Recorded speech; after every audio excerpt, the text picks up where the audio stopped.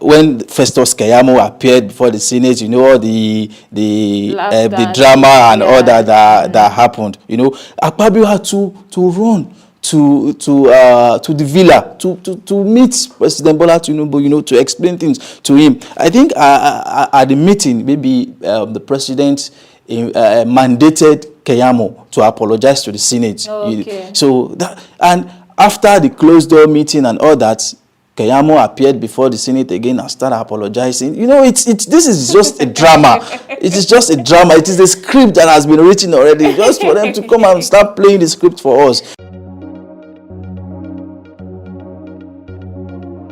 This is Premium Times Half Hour every Thursday at 11 a.m.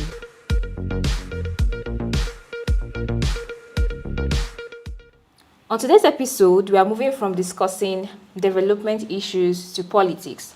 And as you're all aware by now that President Bola Tinubu has nominated his cabinet members and their names were sent to the Senate for screening. This will be the crux of our conversation today. And I'll be having a conversation with Abdulqudus Ogundapo, Premium Times' correspondent covering the Nigerian Senate. He will share in about 30 minutes the major highlights of things that occurred at the 7 days ministerial screening. I am Titi Lokwe-Fadare and welcome to Premium Times Half Hour. This is Premium Times Half Hour every Thursday at 11 a.m.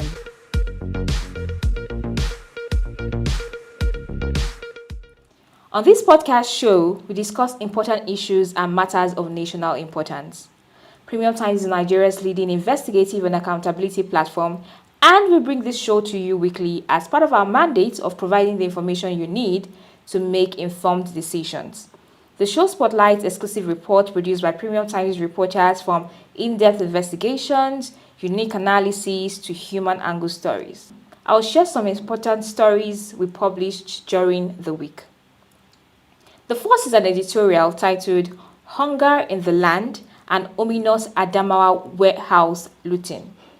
The editorial spotlighted a recent mayhem that occurred in Adamawa State, where youths in large numbers invaded warehouses belonging to the National Emergency Management Agency in Adamawa State and looted relief materials which indicate hunger in the country. The editorial further juxtaposed recent economic moves by the president and the prevailing hardships experienced by Nigerians. The report urged President Bola Ahmed Tinubu, the federal government of Nigeria, and all 30 state governors to be wary of the consequences of social action driven by mass hunger. Another interesting report published by Premium Times is an expose which disclosed that when Tinubu's ministerial nominee, Hannatu Musawa, was once rejected by the Senate for skipping NYSC. This happened in 2020 when Musawa was appointed by the former president, Muhammadu Buhari, into PENCOM. He had to forward a replacement as a result of this. Like the previous report, the next report is an investigation that revealed how another Tinubu's ministerial nominee was involved in the NYSC certificate controversy. Mr. Tunji Ojo, who is the ministerial nominee, presented an NYSC certificate with discrepancies which raised questions about its authenticity. And recently, the NYSC said it made a mistake in missing out the printing of Tunji Ojo's NYSC certificate. True or false? Well, you can read up on these reports on our website, www.premiumtimesng.com. We'll take a short break, and when I return, we'll start a conversation on the ministerial screening. Stay tuned. News beyond the surface. Investigations that uncover deep secrets. Analysis with thought-provoking perspectives. Reports that focus on human interest. Premium Times, a leading digital news platform, brings you these and more every hour through videos, written and podcast reports. Visit our website on www.premiumtimesng.com and follow us on all social media platforms for timely updates on politics, entertainment, sport and business. Don't miss out. Welcome back. If you're just joining us, this is Premium Times Half Hour brought to you on Premium Times Podcast. I'm Titi Lokwe Fadari and I am with Abdulqudus Ogundapo, Premium Times' Senate correspondent who covered the ministerial screening. The screening started on the 31st of July and ended August 7. And since the screening, there's been like really interesting and fascinating updates that emanated from it. And this is what Abdulqudus, my colleague, will be spotlighting. Abdulqudus, welcome for the first time to our podcast. Is it the first time? Well, for the weekly update, no. But for conversations, what do you call it now? Half hour. Okay. Yes, this is the first time. Yes. But for the weekly news update, no, this is not the first time. So welcome to Premium Times Half Hour podcast. How are you doing today? I'm fine. And I must commend you. It's been a rigorous responsibility covering the ministerial screening. It has not been easy. Very, very stressful. Let's not because we're going to talk about how everything went down. And I must say it's a tedious one. I've been through that process before, so I totally understand what you're talking about. But before we go into that, let's start with this. For Nigerians who are unaware of how the ministerial screening works, can you explain how this screening process is conducted? Okay. Thank you very much for asking that question. Firstly, we need to understand that a total of 48 persons were nominated for this screening, but out of the 48, 45 were confirmed and 3 others were rejected as a result of security clearance. That's according to what the Senate President told us, that they were rejected because of security clearance. Yes, even among these 45 that were confirmed, we have some others who have the educational, whose certificates are questioned. But firstly, before going into that, how the screening was done, it has procedures, it has time, there are certain questions related to the CV of a particular nominee, and it even appears that a senator, like in all the states we have 3 senators, so it depends on the way the senator of a nominee try to cajole exactly to defend his nominee and his state. So it depends on how strong the defense is. So before the senators could know how some questions that will be asked. And aside from that, there are some who enjoyed the Senate tradition, who would only let's not go into all that yet, because it's like you're already bringing out the Jews. let's just so the idea is that maybe in a way the ministerial nominee would have met their representatives in the Senate, who would then, put in some mouse for them on the floor so that they will not be grilled so much. Yes. Okay, so when they come in, they'll go through their CV, ask them certain questions related to their CV. Exactly. And then from there, they move on to the next. Exactly. All right. Okay, so there were reports of ministerial nominees who had issues with their educational qualifications.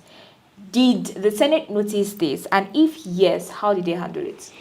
Yeah, thank you very much. Yes, there are some of the nominees who had questionable educational certificates that were tendered for the screening alongside their curriculum vitae. You can see we are all aware that Premium Times had reported some of these discrepancies in our previous report. You should be aware of the NYSC saga we reported on Tuji Ojo, the nominee from Ondo State, and same as Hannah Tumusawa from Castina. So we can say that there are discrepancies, there are issues in most of these certificates. But you see, the truth of the matter is that nobody knows the criteria that the Senate used in confirming those that were passed. Of course, I believe that the Senate has a criteria for screening nominations especially from the president of the country. But the issue is that these criteria, of course there are criteria, but the issue is that the criteria are usually politicized, because it has to do with politics. If the president is bringing any nomination, of course the president is already interested, and the person is he has nominated for the screening. Of course, if the president is not interested, he wouldn't have nominated that person initially. So, of course, this criteria would usually be politicized in such a way that it will suit the president's choice. Okay. Even if the nominees, even if they were not, they didn't meet up to that criteria, this is politics. There's usually a way around everything. So they will just find a way to suit the criteria. Although these criteria are not made public, assuming they were made public, the public could have usually just opposed whether these nominees, whether they fit into the criteria or not. But since it has not been made public, they usually O's. It's not easy for even the media to pick O's, except for what Premium Times has been able to achieve. So I want to peg on that. So is it that aside Premium Times reports at the Senate, these issues never came up at all? No, it's never. So, and they would have submitted their documents. Of course. And definitely they would have seen the description, but it was not spotlighted on the floor of the Red Chamber. Yep. Wow. All right. So let's move on to the next question, which is, how would you rate the relationship of the executive and the legislature with regards to the screening process? Because I know that in previous, like say the eighth national Senate or National Assembly, there was sort of like a rancorous relationship between the executive and legislature. But in this situation, in this current assembly, in regards to this ministerial screening, was there a sort of synergy? Did we see synergy, or there was a bit of back and forth, which caused the fact that 3 nominees were left out? Titi, you know what? Like I said earlier, that before the president would nominate someone, definitely the president has already picked interest. He has interest. He knows the capacity of that person. He knows reasons why he picked a particular nominee. So he has interest in it already. And you see, this what we are saying, I want you to understand that the current president we have in Nigeria is a politician who knows how to make his way around whatever he wants, whatever he wishes, whatever he wants. He knows how to make a way around it. And you shouldn't mind the fact that the same President Bola Tinubu single-handedly picked Godswill Akpabio as the Senate President of this 10th Senate. And of course, being the Senate President, you will never go against the wishes of your principal. Godswill Akpabio will never go against wishes of the President, because the process which he used to emerge as the Senate President, if not because of the backings, the support he had from the presidency and the party and all that, he wouldn't have been announced, or let me say, he wouldn't have been have emerged as the Senate President.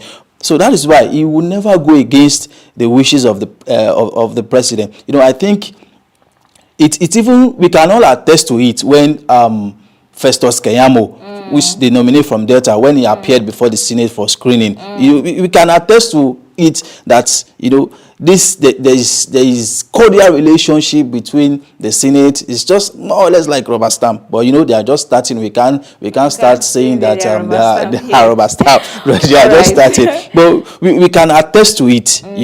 When Festus Keyamo appeared before the Senate, all the drama and all that happened. Akpabio had to run to the villa to meet President Bola Tinubu, to explain things to him. I think at the meeting, maybe the president mandated Keyamo to apologize to the Senate. Okay. So that, and after the closed door meeting and all that, Keyamo appeared before the Senate again and started apologizing. This is just a drama. It is just a drama. It is a script that has been written already, just for them to come and start playing the script for us. So I just don't want to use that the word rubber stamp, because they are just starting. This is a new Senate. They are just starting. Well, I think there is not a rigorous screening, a rigorous process between all these, between them. I mean, the Senate and not even the Senate this time, between the National Assembly and the executive. All right. Okay, so let's quickly move on to when I was covering the Senate, especially the ministerial screening. I was aware that there's a tradition called bow and go. Bow and go in the sense that even if you are a state lawmaker, so long you have a parliament experience, they would just tell you, oh, it's our colleague. Yeah. Or even if it's a woman, oh, she's a woman, let her just bow and go without any conversation or discussion or interrogation. Yeah. Did we see that play in the current ministerial screen? Yes, of course. There are several that happened like that. There are several, like so far you are a former lawmaker, whether in the House of Rep or in the Senate. Okay. The tradition is that, although it's not a law. There is no law that it's not stated in any law. There is no law that states it, but it is just the tradition of the Senate that if you are a former lawmaker, whether in the House of Rep or in the Senate, whenever you appear before the Senate for confirmation or for screening, you will just take a bow and go in such a way that you will not be scrutinized, you will not be questioned whether you have corruption cases, whether you have pending issues, or whether you have anything. You will not be questioned. You will not be grilled. That is what the bow and go means. And of course, there are people who enjoyed that privilege. Former lawmakers in the House of Reps, former lawmakers in the Senate, they enjoyed this privilege. Even former governors, Although during the ninth Senate, they included women in their own who gets this privilege. But in this Senate, in this 10th Senate, women were grilled, except those who were maybe whether former lawmakers in the House of Rep or in the, but women were grilled. But former governors were exempted. Former governors were not questioned, even the ones with corruption cases, even the one having EFCC issues, they were not grilled. They only appeared, explained, introduced themselves, their background, their achievement, and the Senate president will say, take a bow and go. Although it started from when former Rivers Governor Nyesom Wike, when he appeared before the Senate, he only spoke about his achievements, he introduced himself to the senators and all that. Then Senate President just said he's a former governor, a former this, a former that, he has the capacity and all that. So since it started from Nyesom Wike, other senators whose nominee were also former governors exactly we're pleading that since it happened under for Wike, so of course they should also enjoy the same privilege. This is where we wrap up today's episode. I hope you had a fantastic time with us. Make sure you keep it a date with us on Premium Times Half Hour every Thursday on Premium Times' podcast. Again, this show is brought to you by Premium Times, a leading multimedia news platform which serves you every minute stories that can help you make informed decisions and hold public officials, individuals, and organizations accountable. We have cartoons, videos, podcasts, and other interesting content for your delight. And for timely updates on politics, entertainment, sports, and business, visit our website www.premiumtimesng.com and follow us on all our social media platforms. We'll be here again, same time, same day next week. Have a great weekend. News beyond the surface. Investigations that uncover deep secrets. Analysis with thought-provoking perspectives. Reports that focus on human interest. Premium Times, a leading digital news platform, brings you these and more every hour through videos, written and podcast reports. Visit our website on www.premiumtimesng.com and follow us on all social media platforms for timely updates on politics, entertainment, sport and business. Don't miss out.